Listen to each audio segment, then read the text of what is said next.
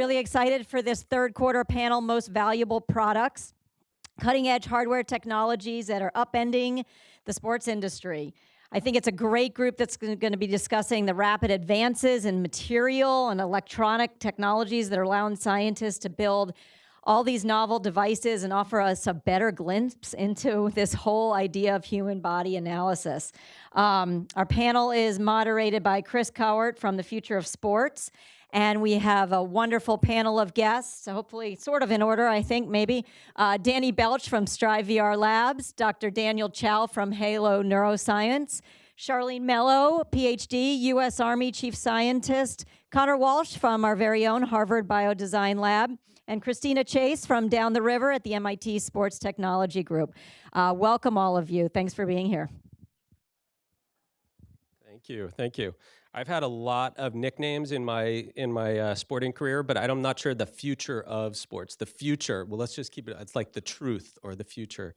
So I work across a few different fields. I work as a venture capitalist in the Bay Area. I work with a Boston group here called Attention Span, the Forward Team. It's a futurist group.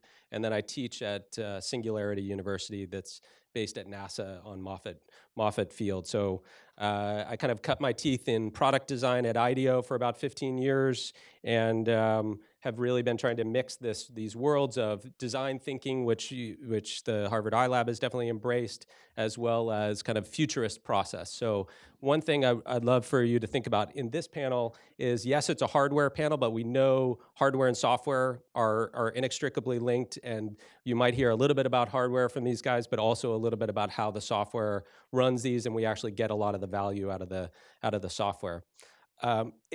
Everybody's here for quite a varied reasons. Some people are learning, some people are demoing, some people are just kind of surveying the market.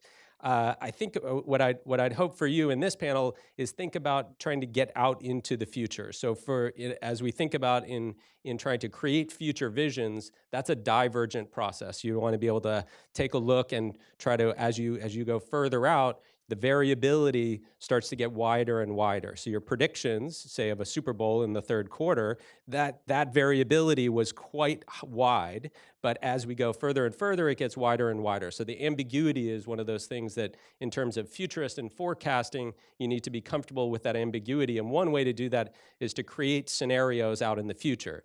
Then you can use a convergent process like design thinking. That's kind of the how, and futurism is more like the what. So think about that as you're trying to kind of understand what these folks are doing in their amazing day jobs. So let's start with that, and we'll just do a little round robin of everybody on the panel. So Danny, who we've known over the last couple of years. My name is Danny Belch. I work at Striver Labs. We use VR, like this Oculus device, to train professional athletes and elite athletes. My name is Daniel Chow. I'm the CEO of Halo Neuroscience. We are a neurostimulation company. Our first product is called Halo Sport, which is the first neurostimulator built specifically for athletes. Hi, I'm Charlene Mello, here from the U.S. Army, Natick Laboratories, right down the road a few miles. We are centered around the protection and performance of the individual soldier. And so we have a fairly broad mission space, which I hope to share a bit more with you in a few minutes. Hi, my name is Connor Walsh. I'm a faculty member here at Harvard in the School of Engineering and also at the Wyss Institute.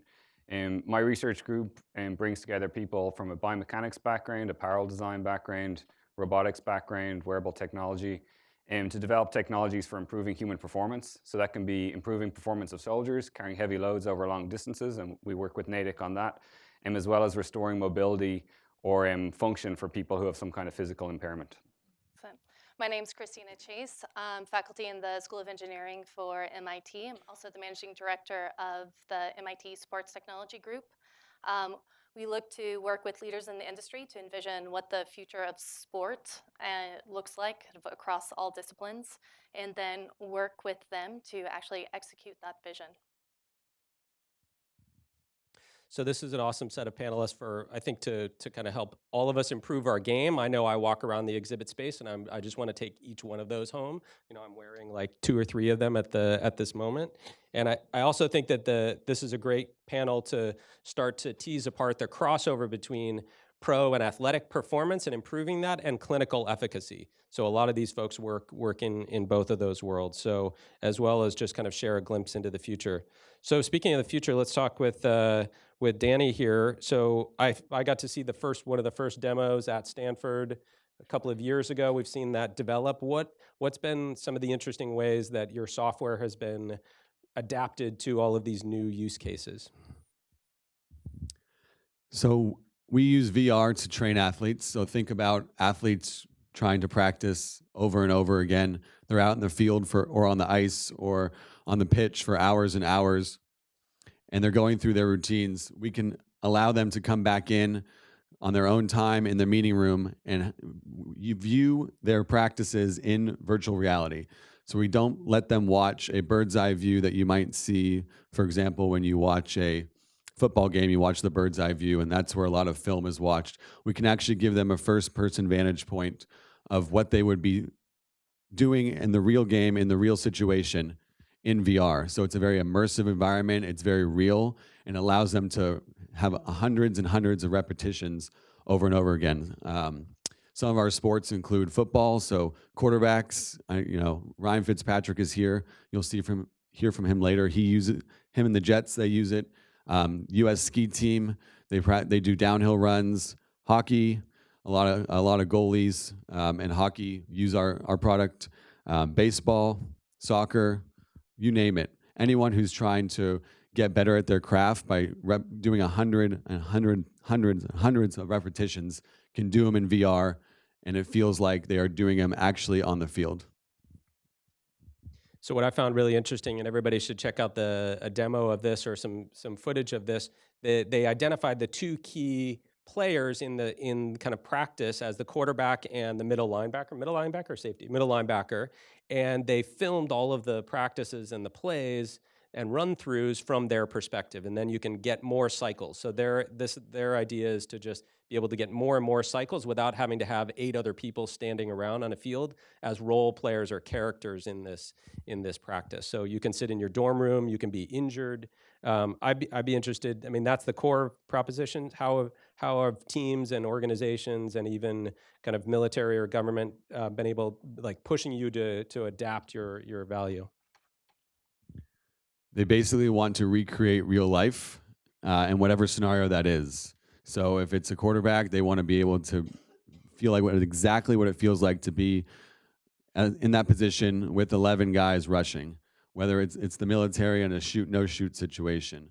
If it's skiing on the downhill run, they need to make it exactly like the Bodie Miller is flying down the mountain with the sound, with the wind, with the skis bumping up and down.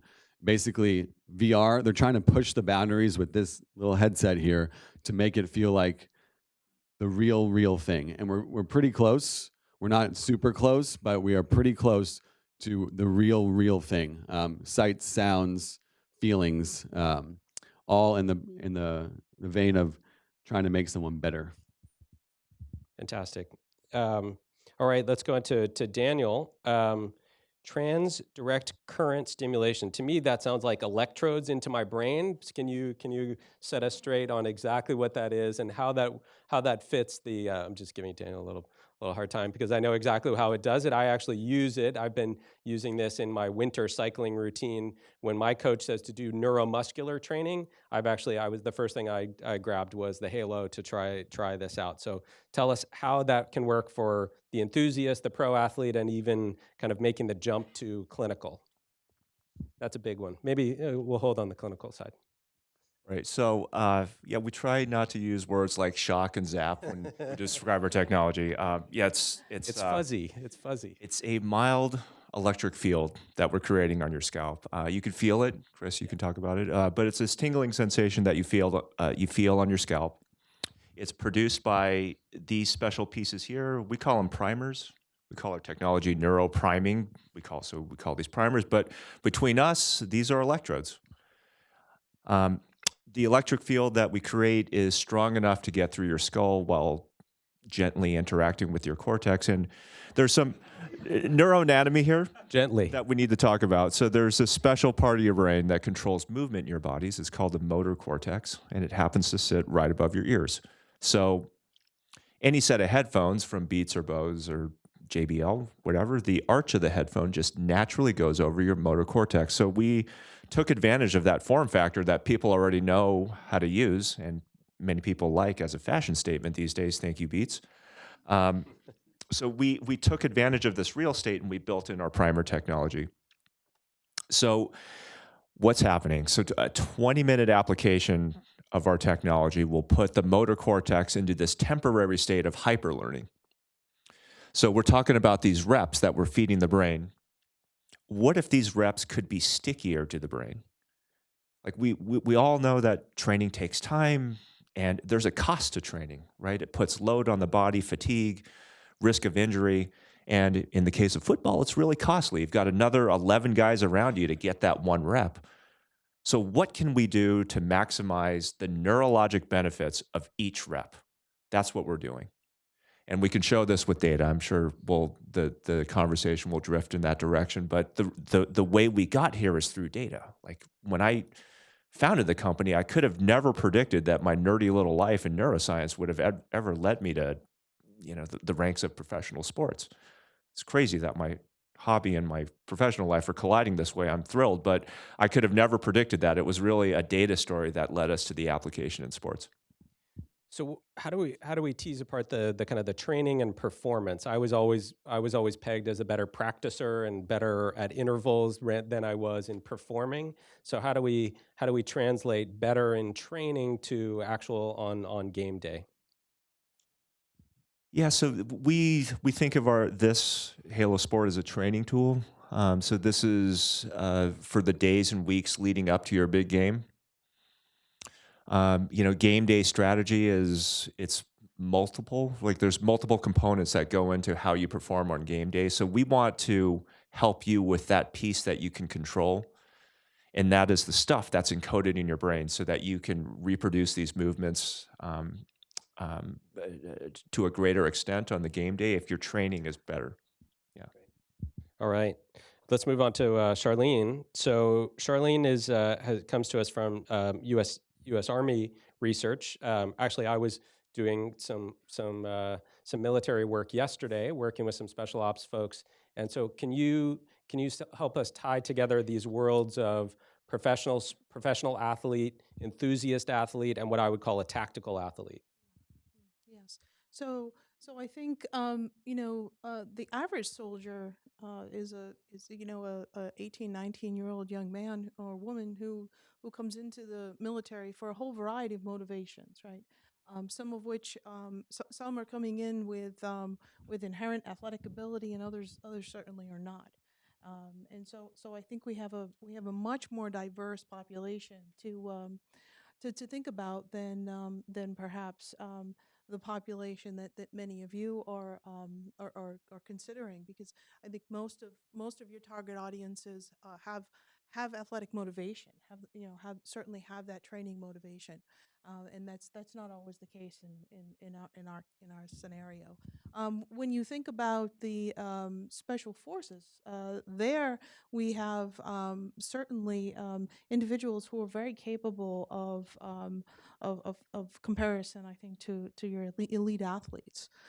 They have absolute performance metrics that do compare. I think when you consider an athlete and you compare them to a soldier, however, there are a number of attributes that one sometimes it's not obvious that one should compare, and I think an athlete, I think, has the for the most part, the opportunity and the privilege to sleep in their own bed at night, to be to have sort of the comforts of daily life, where our soldiers are often operating under very, very severe conditions in with often sleep deprived, with tremendous load, as Connor referred to, and probably we'll talk a little bit more about in a few minutes, and the strain and the stress to that population is really quite significant. Can you give us a sense of some of the topics that you research? And so you have these tactical athletes, but you also have kind of almost a population health challenge with just you have a big organization, but you also have really very specific use cases. Where does that lead you in your research in terms of materials and some of your deeper research? So at our organization, we represent sort of the non-medical side of the Army with respect to performance optimization. So a lot of what we do is centered around human robotic interfaces with respect to human augmentation and devices that will minimize load and impact to joints as associated with that load.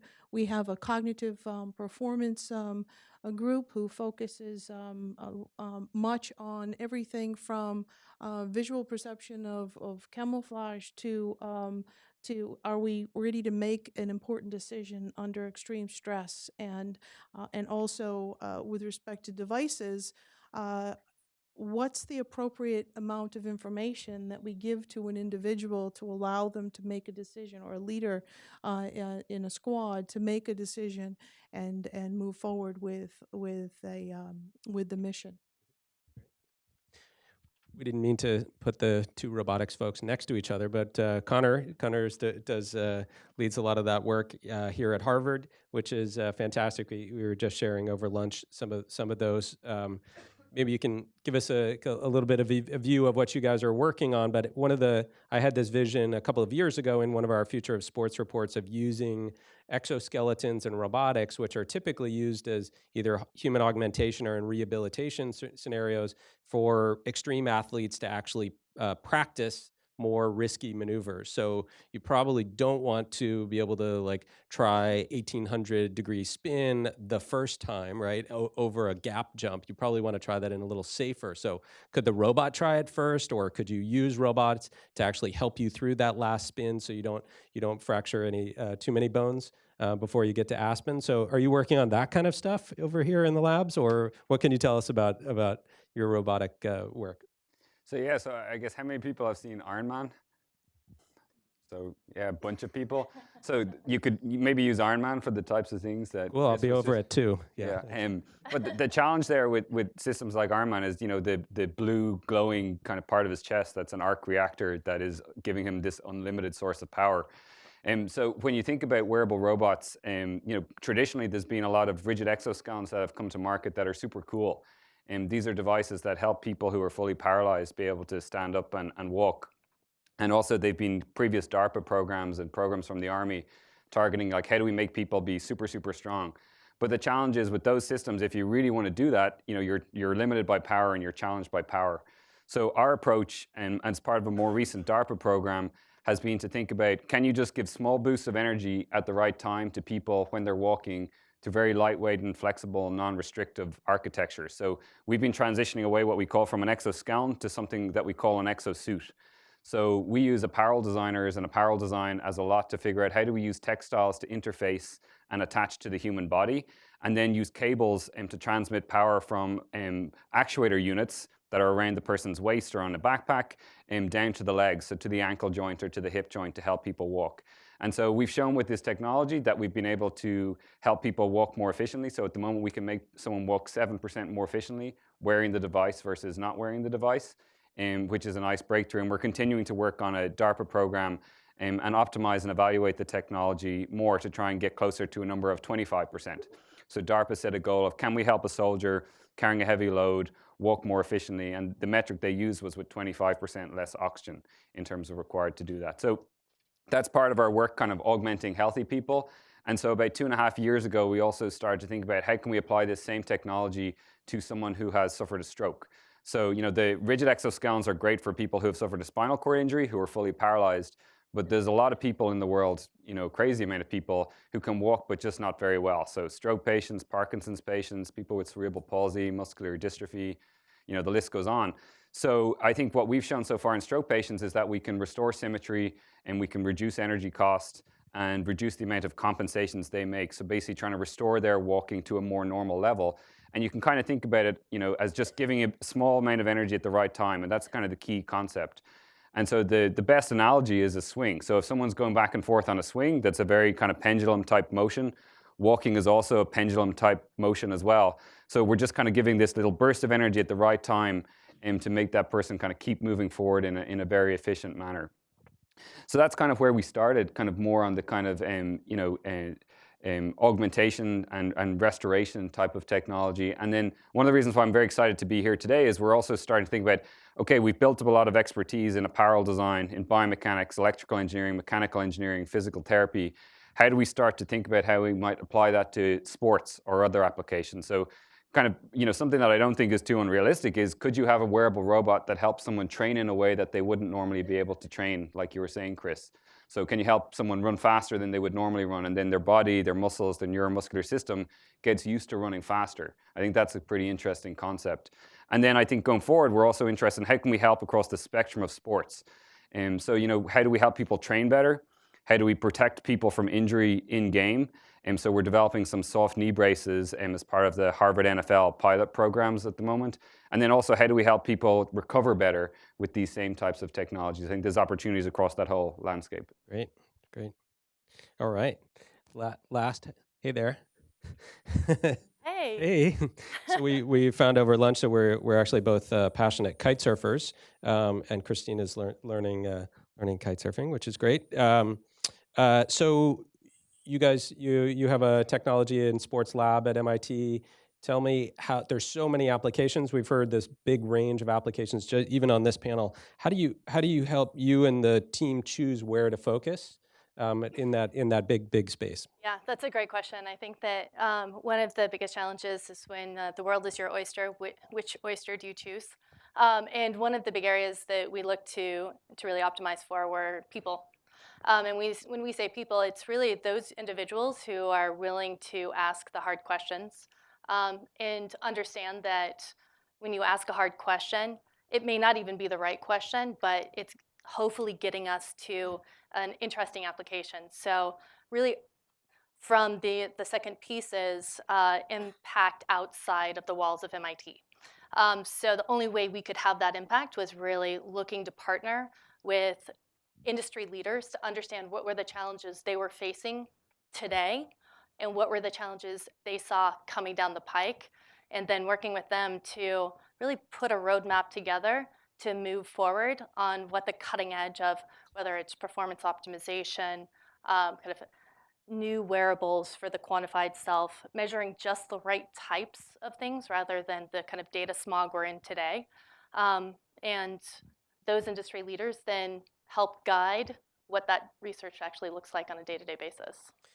And what's the threshold? I mean, what's a perfect opportunity for you? Are you thinking about market sizes and business opportunities at this point, or is it really just kind of optimizing for that series of just killer apps? Well, and so I would say that we look less at the moment at how big is the market. So if we are working with an NBA team, we look, I mean, that's not a market, right? That is a team. But can we work with a group that's very transparent, willing to give a variety of data sources, ask hard questions, and then really see if we can then optimize for helping them to test out ideas they have around what that performance optimization, or can you start to better understand risk assessment for injury, right? You cannot predict injuries, but could you perhaps have an understanding of a hierarchical risk assessment? Performance, and I think we've heard a lot about, where are things coming? It's can you start to understand pushing the cognitive load of an athlete and help them optimize on that side, as well as the nutritional side. As individual chemical factories, that's a tough one. And so there's a lot of opportunity there as well. Great. I'd love to jump to one of our kind of punchlines that I've been thinking about as we move from kind of quantified self over the last 10 years to kind of quantified health, which kind of implies aggregating some of the data. I mean, even on this group, there is a lot of data, all of the exhibitors, all of those pieces of data. And so there's a lot of implications around that and data privacy and looking at those kind of how quarterbacks react. let's talk a little bit about the data and what are we going to really have to do? Who's going to have to move first in order to like unleash this actual data across these spaces? I mean, we see this in the health arena, and we also see this in these sports arenas. How do we break down some of the data silos in interesting ways? That's an open question. Nobody's got an answer. Danny's got an answer. So in VR, you can capture a lot of data. When you put on that headset and let's say you're a goalie practicing facing shots, we know where you're looking. We know your head movements. We know up and down, left and right. We know how long you're looking there. We know your eyes, where your eyes are going. And so think about all those data points and how rich those are for a coach, a player, anyone trying to improve themselves or has something else that they're trying to do to improve, the team or their players. But that data all stays with the team, like the current team or the, organization. It'd be very hard for the Patriots to release Tom Brady's data on where he's looking during 7-on-7 drills. However, we could think about maybe aggregating it. So, this is you compared to the top 10 NFL quarterbacks. This is you compared to a person that can get a D1 scholarship in soccer. We can start maybe aggregating those so then we can assess and have people like go to benchmarks. So I think as it relates to VR data, aggregation will be big unless a team, wants to release it for themselves for various reasons, but we don't see that happening anytime soon. So definitely on the aggregate for, overall assessment. Daniel, you collect a ton of data, and some of those metrics are we've seen one of their first Actually, applications. Don't collect any data.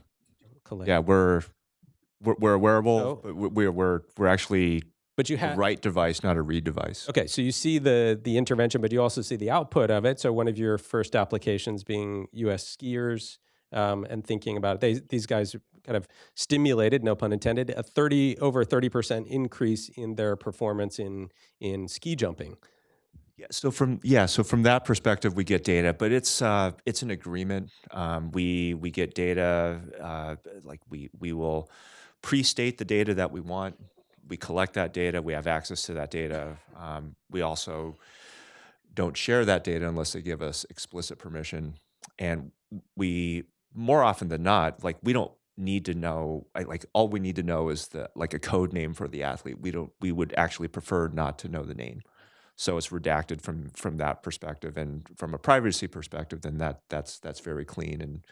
And if you're a good actor in the field, that's I think that's preferred. I don't know if we're going to get to the topic around doing research in a sports environment. Is that? Well, you've got researchers all across the panel, so let's go for it. So just really quickly on like from a data perspective, working with sports organizations. So sports organizations do not have a research mandate; they have a winning mandate. So there's always this tension in the partnerships and the type of data that we collect from research organizations, and in that we have certain research standards for the data that we collect in the trials that we run. And they're highly rigorous, and there's no dropout rate, and they're double blinded and sham controlled, and so on and so forth. And that's all fun. That's great for us because we're not dealing with elite athletes. We just have regular folks coming in, volunteering their time to do research with us. Now, if we go to the USSA, we're talking about people's livelihood here. They are on the hook to win. So where does research fall into this? And research requires data, and data requires time, and there's privacy, and there's collection, and there's analysis. Like, who does all that? There's also this time factor, right? Like, practice is precious. These guys are on a schedule. How do we fit that in? And then there's the integrity of the data. It's like, well, sometimes you skip practice because the weather's bad. Like illness happens and they skip practices. And from our standpoint, like from a data standpoint, it's like, wow, we have a missing data point. How do we deal with that? So the data is just inherently messier when it's out in the field, and you have to make compromises. You have to adjust your modeling to account for sloppiness in the data. and it's just never going to be as good as the data that you collect in your lab. That's a full stop.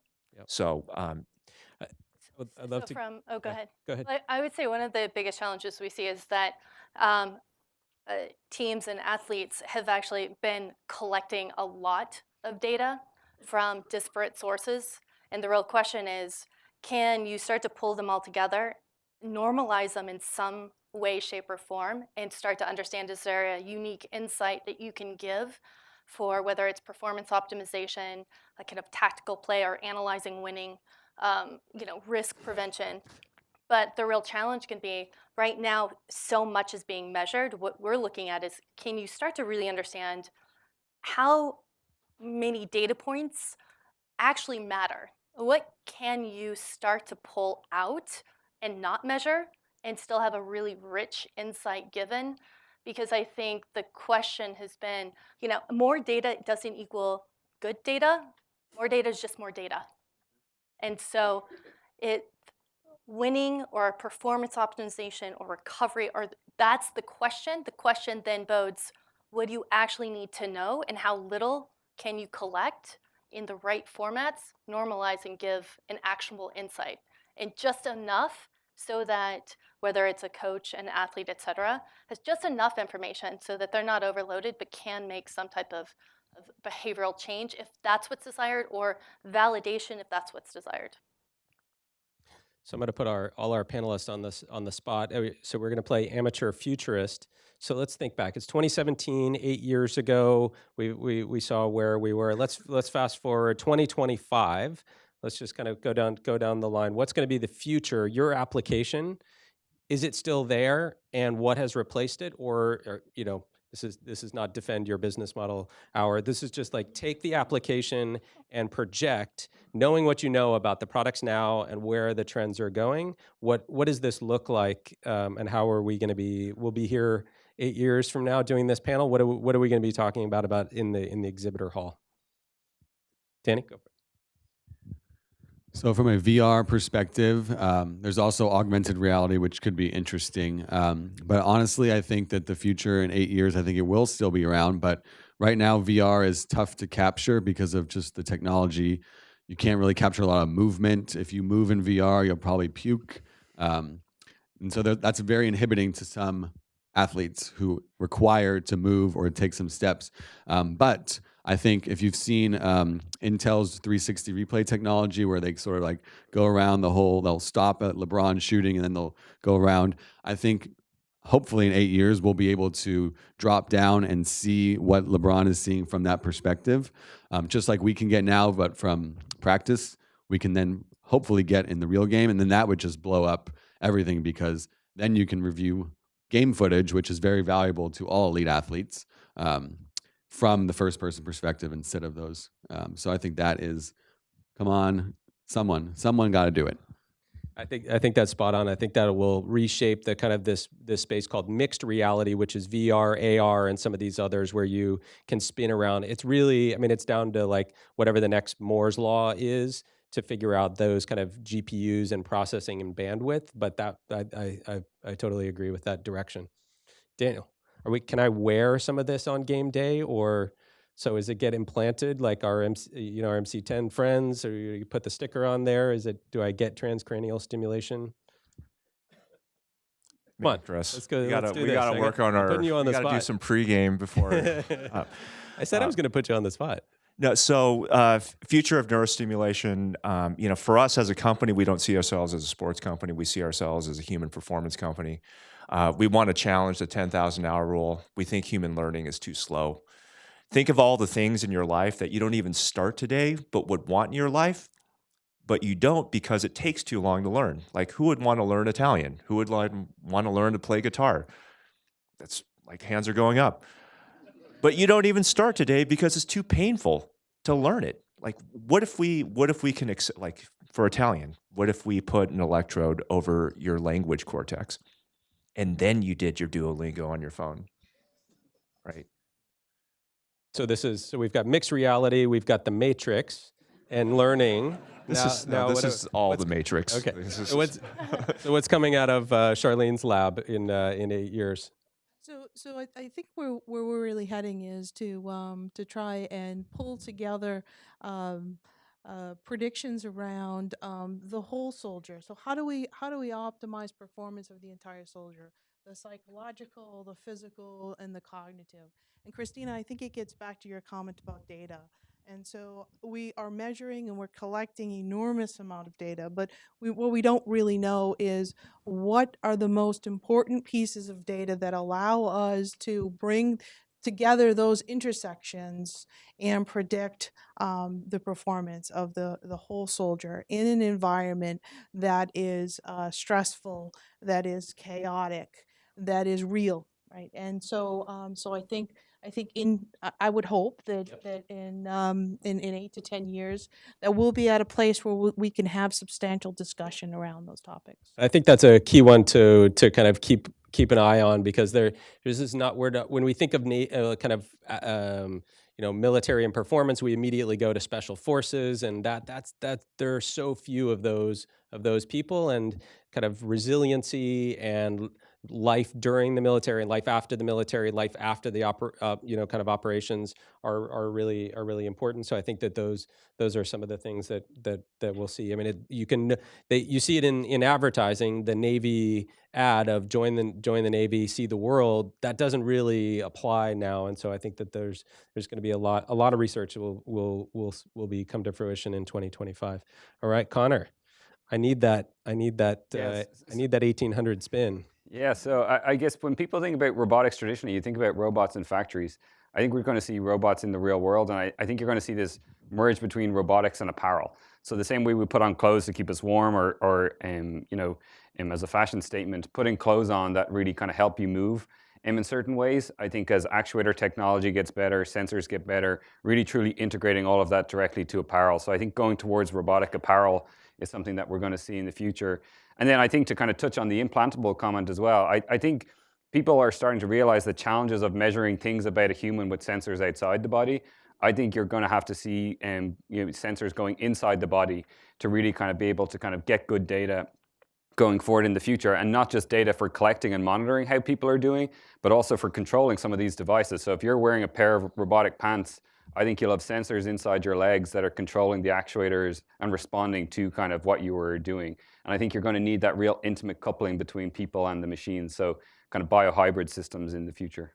I think that's fascinating. I think most of the time we hear about robotics, we hear about it kind of in automation, or we hear about it, these kind of cute R2D2 robots coming up to help us in the Alexa Siri style. But this kind of hybrid, I don't, it's enhancement or augmentation, I think is a totally new space for us to think about. Give us one tangible example. Is that going to kind of support hamstring injuries, or what's the killer thing in apparel that you'd like to build? Yeah, so I think for us, we think about medical applications a lot. So, an elderly person or a person who has Parkinson's disease, really just putting on a pair of socks in the morning, and those socks give them a little bit of a boost or a little bit of assistance, and do it at the right time. Yeah, great. Christina, what's coming out of MIT Lab in 2025? Well, and kind of on this same idea of knitting electronics. So I mean, so your future wearable is not going to be on your wrist. It's truly going to be something that is apparel. And I mean, already knitting.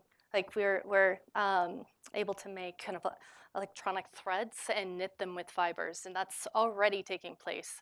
And then other things like smart materials that are strain rate dependent, meaning it's completely flexible, but on impact it stiffens. Um, we're capturing heat and then dispersing it when it gets a little bit colder. So a lot of our materials it's going to be faster, or it's going to be stronger when it needs to be strong, but flexible when it needs to be flexible. It's going to be cooling when it needs to be cooling, and warm when it needs to be warm. And you're going to be sampling kind of any number of biometrics needed, but the real key is just those that are needed to actually provide an actual insight to someone for a kind of day-to-day behavioral change. Great. Jody, do we have time for questions from the audience? All right. Questions from the audience. There's one over here. All right.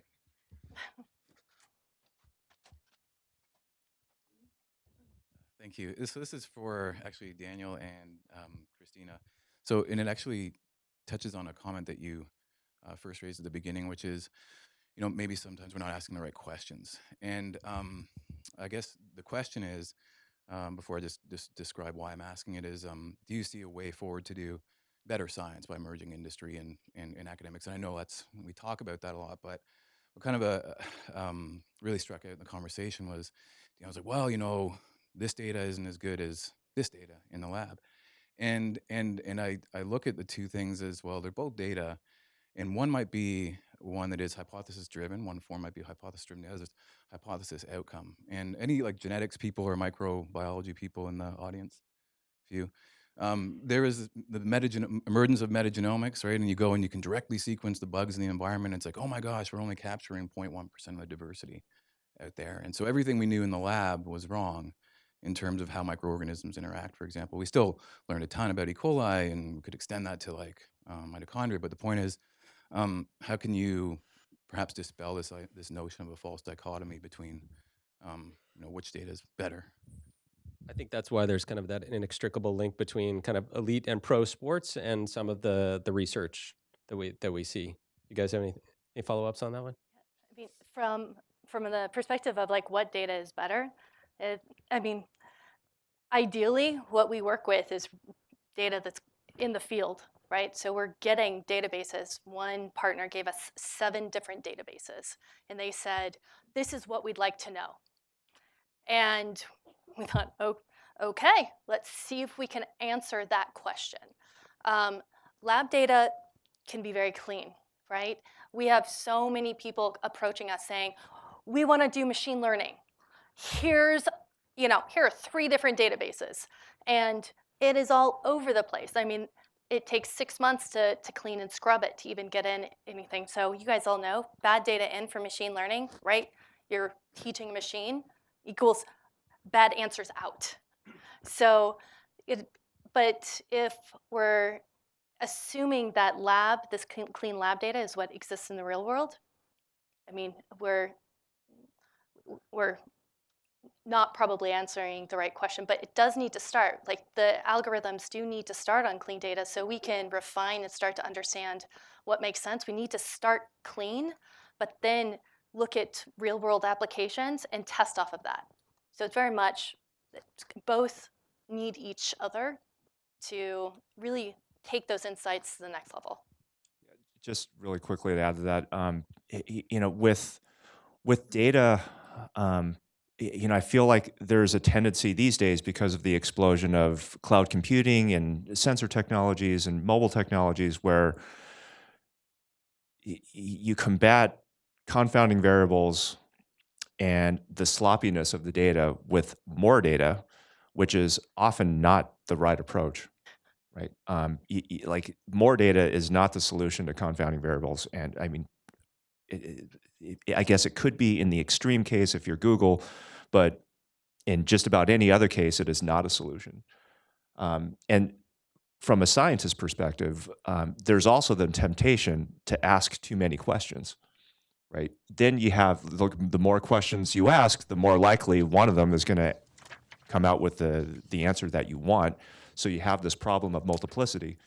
So, I think there's a like, we want data and we want clean data and we want the analysis to be meaningful and the results to lead us to some new place, discoveries and these types of things. But, as scientists, we need to, I think, make sure we still hold ourselves to the scientific method and, proven statistics so that we don't get ahead of ourselves.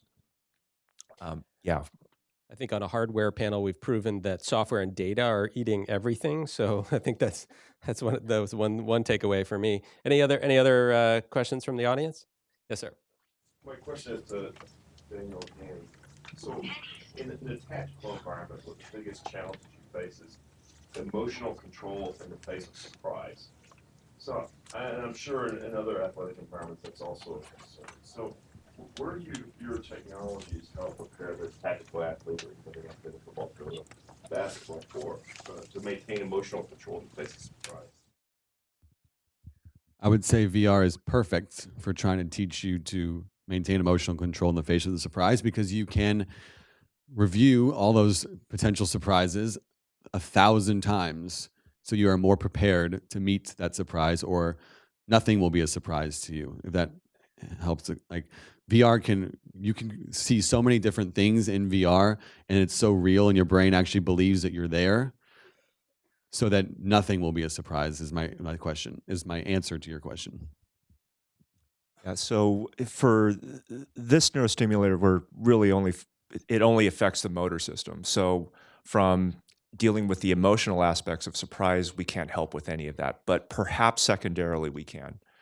If we can help an individual master the motor component so that they don't have to think about it as much, they have more cognitive space to deal with the surprise. We've heard this, and this might be a little bit of a stretch, but we have a lot of professional musicians using this, and like we call them and say, listen, we're not going to help you with the artistry of what you do or the creativity of what you do, or like when it's the day of performance, like we're not going to really help you with any of the emotional aspects of creating music. And they're like, oh yeah, we get that. We just want to master the technical side of what we're doing so that more brain space could be dedicated to these other things that make us different from another person who's of equal technical capability. So that might be a little bit of a stretch, but I think that's what we're going with, dealing with surprise in highly emotional environments.